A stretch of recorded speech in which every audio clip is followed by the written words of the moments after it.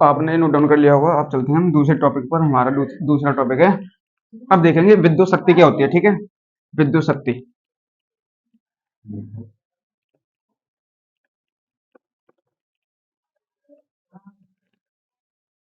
तीसरा, विद्युत शक्ति।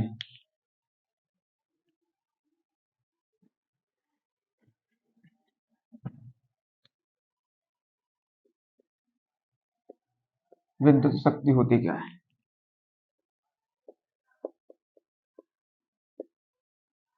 इसको बोलते हैं इलेक्ट्रिक पावर। जैसे इलेक्ट्रिक पावर क्या होती है, मैं आपको बताता हूँ। जैसे आप अपना, जैसे अपने घर के लिए इलेक्ट्रिक इंस्ट्रूमेंट लेने जाते हैं, जैसे बल्ब लेने गए आप लोग, उस पर क्या लिखा होता है कि ये जैसे ये 50 वॉट का है, या ये 10 वॉट का है, या 5 वॉट का है। समझ में आया? तो वॉट मतलब जो शक्ति होती है ना उसकी, जैसे आपकी कैपेसिटी, कार्य करने की जो क्षमता होती है ना, कितने समय तक आप कितना कार्य कर सकते हो, तो उसी को बोलते हैं शक्ति। समझ में आया? कितने समय तक कितना कार्य कर सकते हो, वही होती है हमारी शक्ति। तो शक्ति का फॉर्मूला भी क्या होता है, देखो इसके भी तीन ही फॉर्मूले होते हैं। एक होता है P बराबर VI, पहला फॉर्मूला तो यही है। दूसरा फॉर्मूला है P बराबर V²/R, इसमें सिर्फ टाइम नहीं आता है। समझ में आया? तीसरा होता है P बराबर I²R, ये होते हैं हमारी विद्युत शक्ति। विद्युत शक्ति के साथ साथ एक होता है हमारा किलोवाट घंटा। ठीक है, किलोवाट घंटा क्या होता है, जैसे 1 किलोवाट घंटा में कितने वॉट होते हैं ये पूछ लेता है, उसी को यूनिट बोलते हैं। ठीक है, तो किलोवाट घंटा भी आपको मैं इधर ही बता देता हूँ। देखो ये होता है किलोवाट घंटा क्या होता है, जैसे एक उसको बोलते हैं यूनिट। ठीक है, यूनिट इकाई क्या होती है। ठीक है, इकाई होती क्या है हमारी, 1 यूनिट।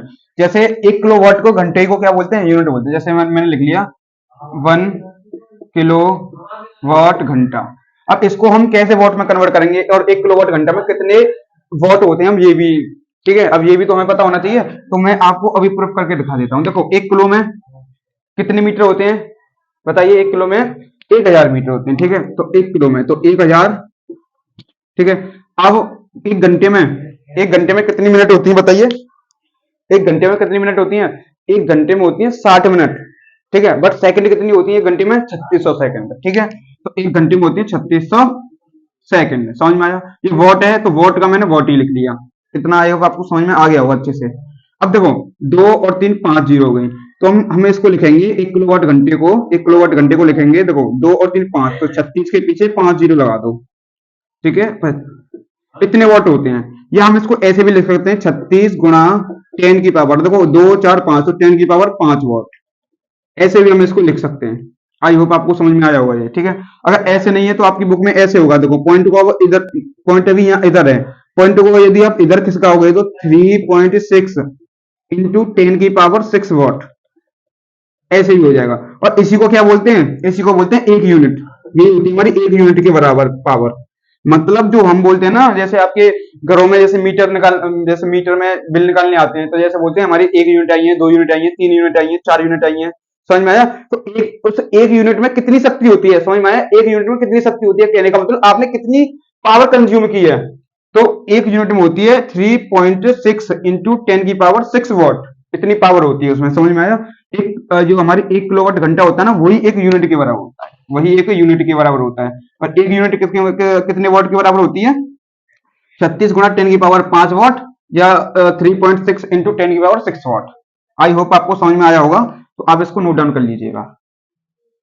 तो जल्दी से आप इसको उतारिए। और एक और बात, अभी मैं आपको ऊष्मा और ऊर्जा के बेसिस पे जो क्वेश्चंस बनते हैं, अभी मैं वो करने वाला हूँ। ठीक है, अब इसको नोट डाउन कीजिए।